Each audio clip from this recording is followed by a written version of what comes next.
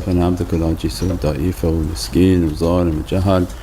And but for the grace of Allah that we're still in existence, and in these holy months as we move towards the 6th month, 7th month, 8th month, 9th month, means we're drawing near to the immense blessings of the holy month of Rajab, Sha'ban, Ramadan. And this is our opportunity for immense openings. Rajab Tarar Ajab, and what events will be happening in Rajab only Allah knows. And our life was to take our dusty hands and plant our seeds and water them with our good deeds. This was in the nasheed. So take those dusty hands and plant your seeds. And this reality that we want is not going to happen in our seed state. And no matter how beatific the seed and all of the accomplishments of the seed and the lineage of the seed, these are all nice until it's planted. And most of humanity, they live their life as a seed and they're very happy with it. They think that is a great accomplishment, that to take the seed and decorate it and put everything around it, and it's still a seed and they don't see it, they don't understand even this analogy.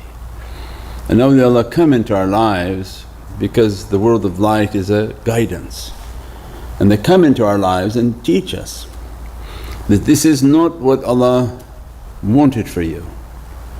And that's why Allah gives us that, look to nature. Prophet's teaching is look to nature as an example of submission. And Allah shows, I'll show you the signs upon the horizon and within ourselves. And most important signs are in nature, in creatures, in plants, and everything around us. They show submission, and they show submission to Divine will, and they show servanthood. And we think that our status and that we have accomplished something, we make computers, we make technologies, we make false statements that we went to the moon, we went to Mars, Jupiter, or wherever else they want to go. In reality it's egoism, thinking that they have accomplished something, and people want to accompany that philosophy and also feel they have accomplished something. And the sadness of it is that it's just a seed for this analogy, and the seed accomplishes nothing, nothing unless it planted within the soil.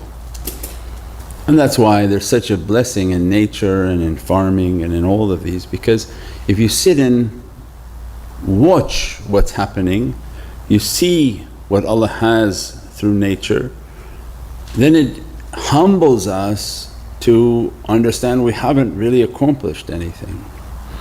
If you sit back and you look, when the seasons come, a tree comes and goes, its leaves appear, its flowers appear, and then come fall, it enters into a state of death. And it goes in a death and it locks itself, has not lost itself. And then come April showers and come back in spring, these things come back to life. These plants and creatures, this creation comes back into life. It takes the water that Allah sends, it brings back itself to life, Allah brings it to life. All its leaves begin to appear, its fruits and its flowers reappear. And we sit back with our heads and our minds and we say, there is no resurrection and this is a final life. But Allah grants to us that all around you is resurrection. Everything is resurrecting, everything is dying and coming back. And everything is multiplying and everything is giving us all of these realities and all of these examples. And it's the immensity of faith that one understands how nature's faith is so powerful. that one pomegranate seed goes into the earth, and that pomegranate enters the earth and it begins to be effaced and stripped of its identity. What they keep asking us is that plant yourself in your tafakkur, in your contemplation, like it's a soil. And we've given many talks on this before, reminder to myself. Actually the quality of soil determines what will grow. When the soil is rich and nourished, it goes and brings everything out, all of its realities out. And the most blessed soil, the most blessed light to place ourselves in is the Muhammadan light. Means the love of Prophet when we make our tafakkur and our contemplation, is that the one whom brought the complete message, the non-corrupted message, the best example of the Divine, best representing all of the Prophets of the Divine. The Muhammadan qissa, the Muhammadan story of the Prophets, their lives and their realities is most clear, most accurate. The way that Prophet teaches us about the prophecy and the prophethood of the brothers of that reality is immensely beatific and honourable and esteemed as what you would expect from the heavens.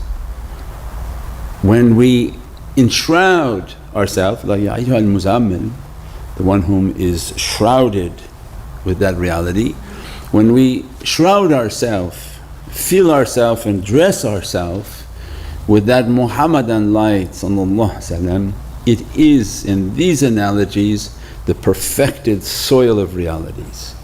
If I'm a seed, what am I going to plant myself into? Myself? My ego? My desires? I might as well plant myself in lava or in a tar pit and nothing grows from it. Right? You take the seed and say, where does it matter who I meditate and think of? Well then take the seed, throw it into the La Brea tar pit and you are not going to get anything. Maybe you get an old crocodile bone that comes out. Right? So it's then the seed in which we plant. Where am I going to plant myself? In what perfected light, what perfected example? And that's why we are the people of the Sunnah. We are Ahl Sunnah. Why? Because Allah gave to us the Qur'an and the Sunnah of Sayyidina Muhammad. That is the shroud. When we cover ourselves with the love of Prophet and you be with whom you love, Prophet taught us, then we follow his blessed way. That becomes the beatific shroud that you cover yourself. Everything's like a medallion. Every sunnah that you follow, it makes that covering so much more beatific. You say, I'll take the turban, I'll have the beard, I'll carry the ring, I carry the asa, I carry clothes of modesty. All of that makes what you enshrouding yourself with very beatific. Because now Prophet's nazar is upon you, because you be with whom you love. When you follow the sunnah out of love, not because somebody forced you're going to hell by not listening, because that doesn't work. That's when we go to the masjid, they say, no, Ahl Sunnah, and they have no even head cover. Then Naqshbandis enter and they want to teach us about wudu, thinking like we left the Sharia and Sufis don't follow Sharia. Say, you don't see the beards on these men? What are you talking about? Not one of their heads are exposed and they all have siwaks in their pockets, they'll have a ring and a tasbih and an asa. You don't see the sunnah in these men? And you're wondering if we're Sunni, because they don't even know what Sunni is. Not a beard and not a head cover in the entire masjid. It means when you follow the sunnah, you are with the one whom you love. You're showing the example of your love. Ya Sayyidi Ya Rasul Kareem, with all my sins, all my badness, everything, I try so hard to follow your blessed way. Your nazar be upon me, your grace be upon me, your prayers be upon me. Ask Allah for my forgiveness. Of course He'll accept your du'as upon me. Then the shaykhs come into our life that when you're following with that love, you're following with that understanding of weakness, we're not proud in what we do, that we're following as a weak servant with all our faults. Again, they may see the group and say, well, who are all these ragtag individuals that come to you? Coming new, coming advanced, all different backgrounds. So they're coming with love. And they're coming to learn the way of love, not by force. And as a result, the shaykhs are teaching them. This blanket of love, this sheet of love, this blanket of warmth, wrap yourself in it. And you feel his loving embrace. You feel the love of Prophet embracing you.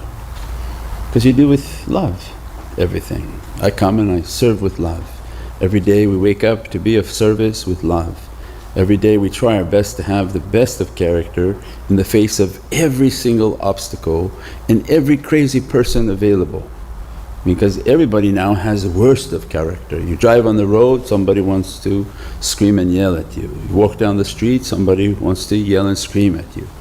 You just walk and somebody wants to look at you with a look that's not appealing. And everything is a struggle to keep good character, the best of ways, and the love of Prophet.